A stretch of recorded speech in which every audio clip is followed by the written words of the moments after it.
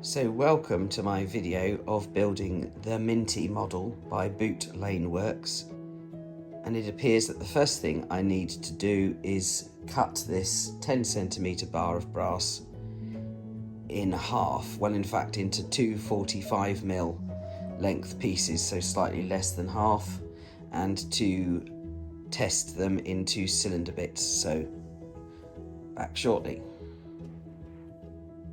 So there we have two 45mm pieces. I've lightly filed the ends because I think that's going to be easier than cutting the plastic where this needs to fit. This piece is called the cylinder, and this brass bit needs to fit.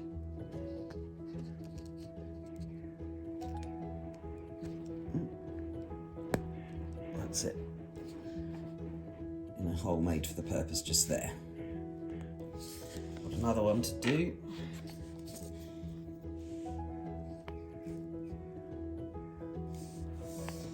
So you can see the square hole.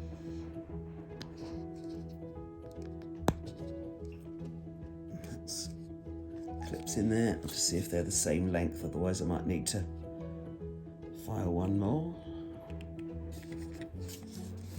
And actually they weren't the exact same length. One was not fitting in quite far enough. So out in this shed, I used this very small metal file and just slightly filed the tip. You can probably see the file marks on the tip of this brass. Brass is a very soft metal, so very easy, and it would be easy to take too much off, so I just did a light file on each side, and then we can try fitting that again.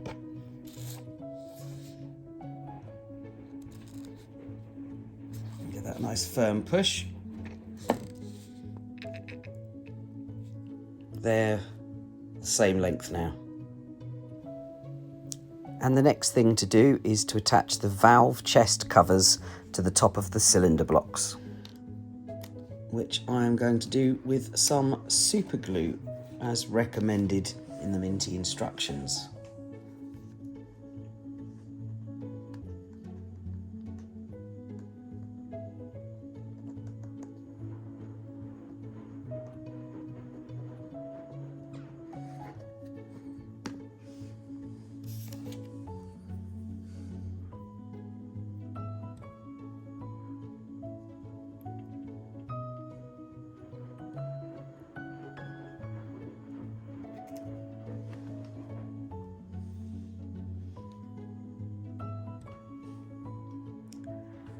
So having checked I've got that nicely lined up in all directions, I'm going to put that one to the side and glue the other one.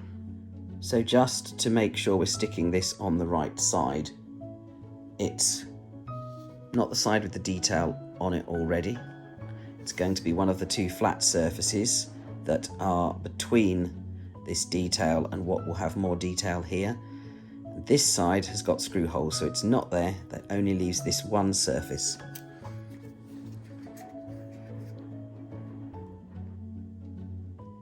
Right, I think that's enough. And let's plonk this on.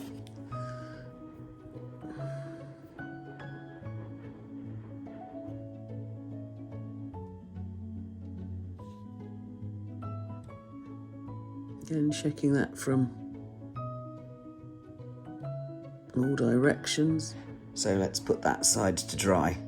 I'll be back when they are. So having put the valve chest covers on the top of the blocks, I am now going to put the front cylinder covers on, which are just going to cover this little hole here.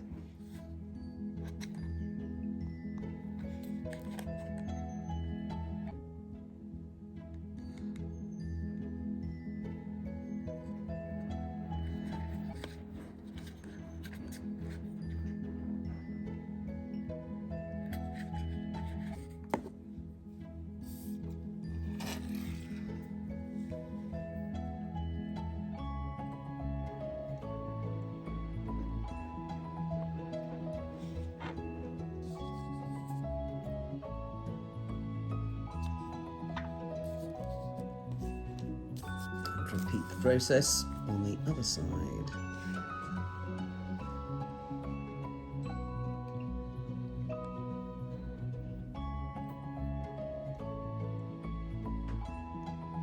I'm hoping you can see this on the video. There are almost imperceptible lines from the 3D printing here. So I'm going to give it a very, very light sanding with wet and dry to help give a super smooth surface later when we're painting. Though there will also be some primer which will help too, hopefully. So the next task is to take the piece of the chassis to show you for the shape. It's got 2 holes here, 2 holes here, and an extra one there, and the upside down cutout there. And line that up with 2 holes on the cylinder block. Now, looking at the guide from Boot Lane Works, this detail needs to go facing this way, like so. I've already attached 2 of the screws, screwed those in just loosely enough to make this easier to do on the video, hopefully.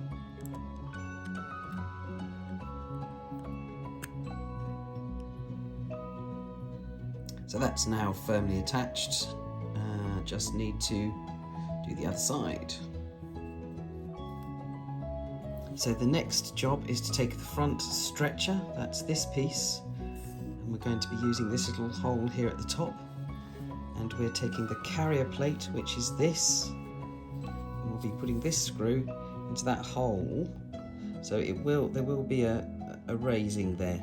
So there, as per the instructions, only loosely attached for now.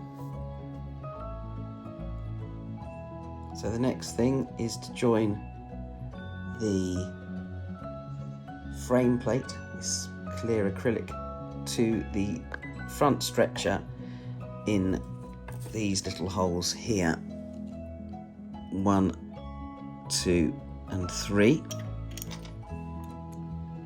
That will be that, like that. So I've now attached the front stretcher to the frame plates, but I did struggle to get this screw in, so I actually had to take the carrier plate off, but I can put that back on easily afterwards. And I've attached the rear stretcher, which goes like so. So now we just need to do the reverse. It's also worth pointing out that all of the screws or bolts that we're using so far are the pan-headed ones, not the cone-head ones. So there we are, the carrier plate is now back attached. Actually, looking at the instructions, I can't see any more notes about that being taken off, so I suspect the fact we were told to only put that in loosely was so that we could get the screw thread going a bit, but you know, could take it instantly straight off to put the side pieces in.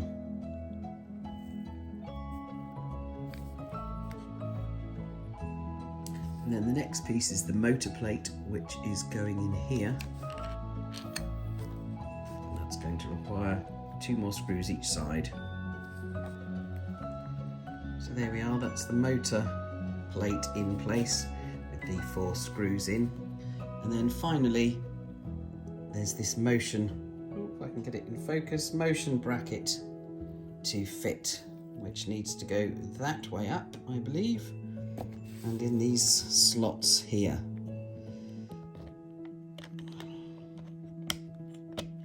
There we go.